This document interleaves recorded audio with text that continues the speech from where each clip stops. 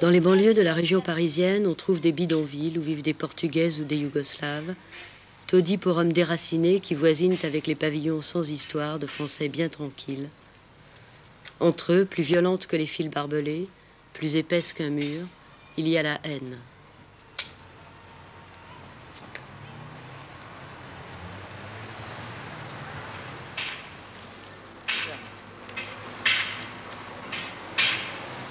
Pourquoi est-ce que vous avez mis cette pancarte? Comment?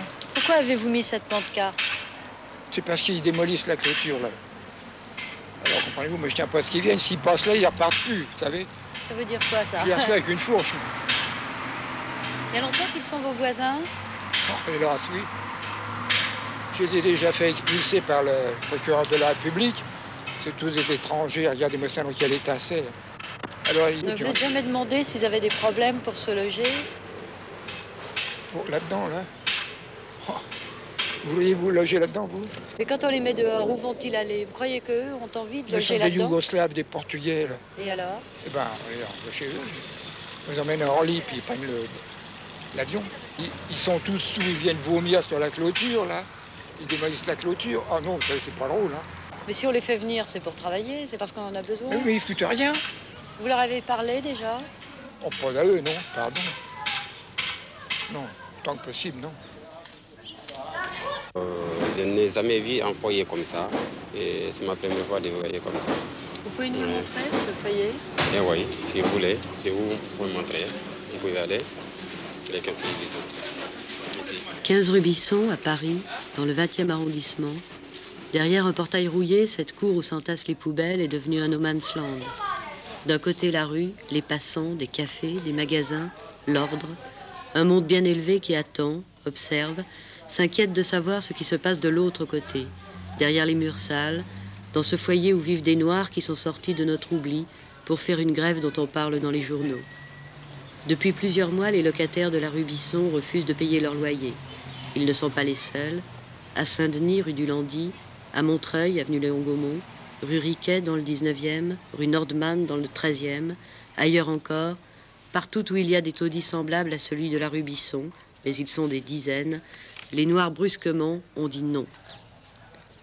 Non à la haine, certes, non au racisme, évidemment, dont ils sont les victimes désignées, eux qui ne peuvent cacher qu'ils sont étrangers, mais d'abord non à ceux qui exigent d'eux une caution de 210 francs pour avoir le droit de venir vivre ici, dans 2 mètres carrés, pour un loyer de 70 francs par mois.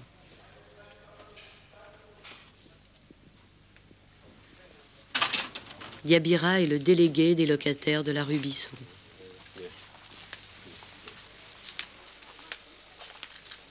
Vous êtes combien dans cette chambre? 24. 24? Oui. Ça fait à peu près combien de places par personne? Et par chambre, on fait 24, on a 24 lits. Oui. Le lit est posé, il n'y a pas de table, il n'y a pas de cesse, ni placard, ni rien. Qu'est-ce qu'il y a comme place? Il y a combien de mètres carrés pour une personne?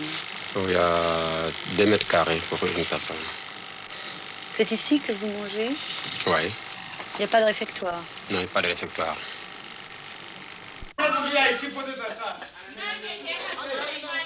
Et dans la cuisine, il n'y a que 10 réchauds pour les 400 pensionnaires du foyer de la rue Bisson. 10 petites flammes au centre du foyer. À tour de rôle, chacun vient y faire cuire le riz, ou le poulet, ou les brochettes. Dans cette pièce trop petite, on retrouve l'Afrique. Des femmes viennent éplucher les légumes. On rit, on transpire, on se bouscule. Chaque gamelle porte le nom d'un village.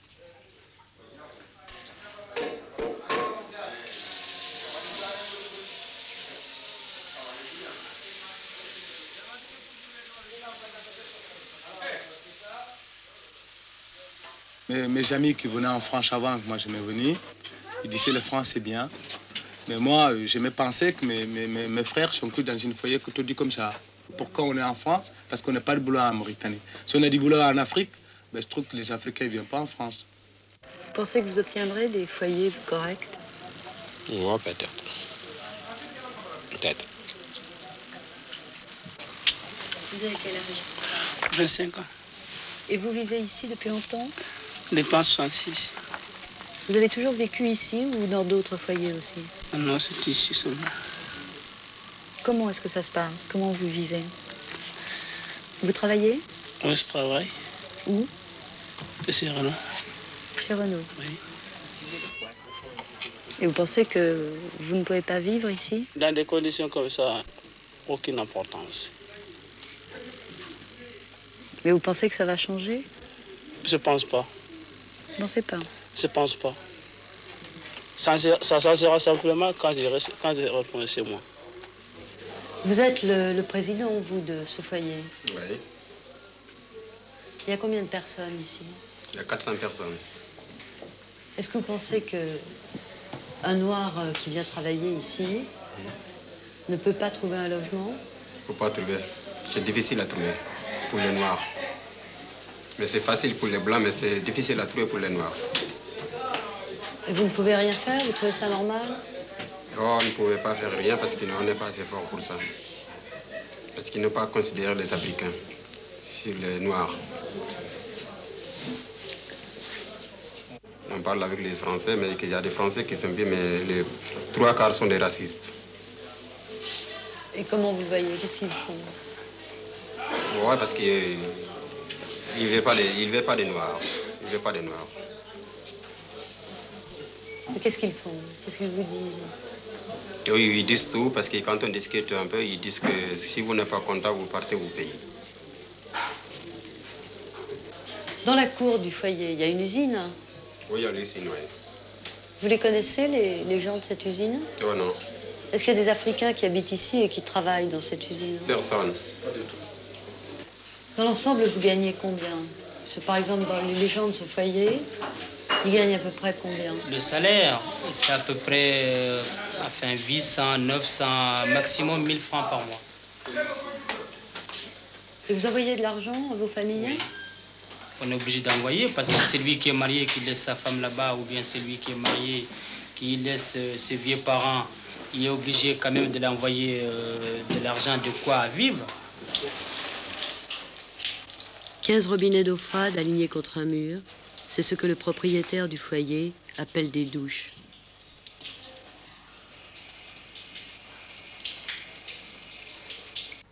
Un poêle à mazout, reste de l'ancienne usine, brûle sur le palier. Rubisson, un incendie tuerait 350 personnes. Tous les jours, Messaoud Touré quitte Évasion 2000, la tour de Frontsène où il s'est installé il y a moins d'1 an. D'origine guinéenne, M. Touré, 36 ans, est depuis fort longtemps naturalisé français. L'élégant locataire du 15e arrondissement est dans le 20e un florissant propriétaire. Gérant de 2 foyers, ce marchand de sommeil a quelques 900 locataires, officiels ou clandestins, qui tous payent chaque mois un loyer de 50, 70 ou 90 francs, lui assurant ainsi un revenu brut de plus de 60 000 francs. La société Magétra a 2 foyers. Un qui est celui de la Un qui est celui Rubisson. de la Rubisson et un qui est dans le 13e arrondissement. Seulement le foyer de la Rubisson, c'est un foyer qu'on appelle, disons, j'ai créé ce foyer provisoirement. C'est pour pouvoir sortir les Africains dans les caves. Parce que les Africains qui étaient là, ils habitaient dans les caves. Mais il existe depuis 6 ans, ce foyer Justement, ils provisoire. habitent depuis 6 ans. Seulement, vous savez, quand un foyer, je vous dis d'abord, c'est une question d'argent. C'est une question d'argent d'abord, financier. Même pour le gouvernement, c'est une question, vous savez, c'est une question de moyens. Il y a combien de personnes, Rubisson? Oh, il y a 291 personnes Rubisson, sans compter les clandestins. C'est-à-dire qu'il y a 400 personnes. Non, il n'y a pas 400 personnes.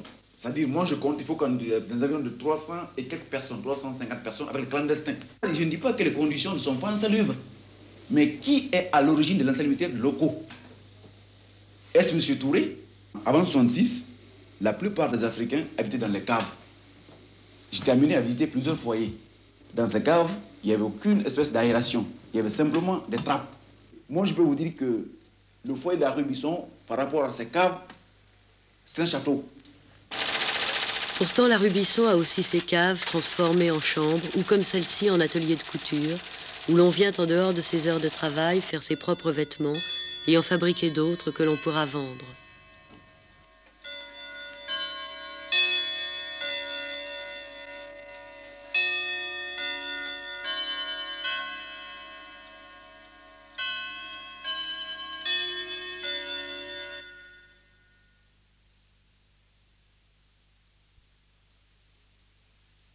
Là, c'est au mosquée, l'endroit confession de la prière. Monsieur Touré, c'est lui qui est le responsable? On dit Touré responsable. Touré est responsable pour Rébusson. Mais les Français, ils voient quand même comment sont les Noirs actuellement à Paris. Comment sont les Noirs à la Rébusson qu'on est actuellement. Comment ils sont logés. Nous, on accuse Touré parce que Touré, il est gérant de la Rébusson. Mais pour le moment, notre lutte, ce n'est pas simplement de Touré, c'est chercher aux élus qui sont responsables pour nous loger. Vous avez déposé une plainte contre lui? Oui, je crois que ça a été fait, oui. Et vous pensez qu'elle va aboutir? C'est moi. La justice a dans ce domaine tous les moyens qu'elle peut souhaiter. Les lois françaises sont sévères pour les marchands de sommeil. Mais la justice ne suffit pas, il faut aussi d'autres logements.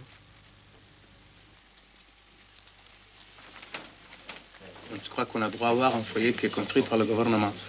Alors on attendait jusqu'au présent, on a vu des promesses jusqu'au présent, il n'y a rien qui fait quoi. Vous avez fait beaucoup de démarches? On avait fait beaucoup de démarches, oui. On était voir le conseil municipal qui est communiste, 20e arrondissement. On était voir le député leader qui est 20e arrondissement. Eh bien, il nous a promis beaucoup de choses jusqu'à présent, ils n'ont rien obtenu leurs promesses. Personne jusqu'à présent n'a tenu ses promesses malgré les efforts du gouvernement. À chaque fois qu'un nouveau lit est prêt, 6 nouveaux immigrants arrivent, 1 pour 6. C'est le problème de Joseph Revol.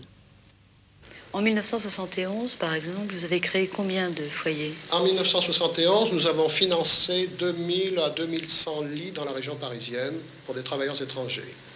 Actuellement, pour des chambres à 3 lits, le loyer est de l'ordre de 90 francs par mois.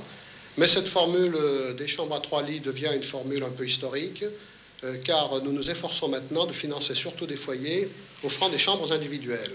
La plupart des foyers qui sont construits maintenant offrent une vie moderne, un confort moderne, des chambres individuelles, mais ça ne répond pas à l'esprit communautaire et un peu tribal de tous ces travailleurs africains qui sont d'autant plus tentés de vivre en communauté qu'ils sont déracinés et qu'ils se trouvent dans un milieu totalement différent de ce qu'ils connaissaient avant. Mais vous ne pensez pas qu'ils vivent comme ça parce qu'ils n'ont pas le choix? Ils n'ont pas le choix, c'est vrai.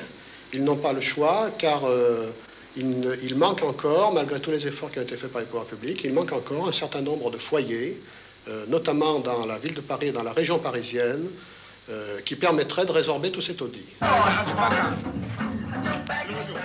Dans une autre cave, rue Bisson, il y a un bar qu'ils ont aménagé eux-mêmes.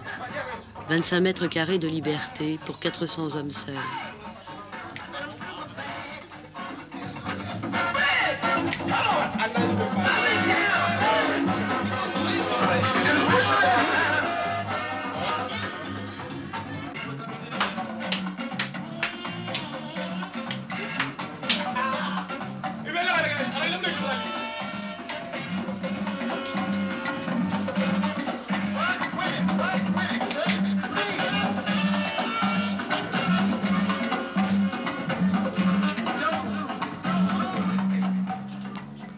Cette grève des loyers, qui dure depuis 6 mois, est la première manifestation collective des travailleurs immigrés.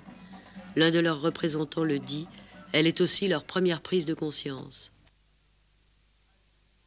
Un type arrivé en France, ça lui coûte souvent 4 à 500 000 à 600 000 francs en 5 francs. Qu'il paye à qui? Alors, il y a un intermédiaire qui est un type respectable, comme on appelle chez nous Aladi.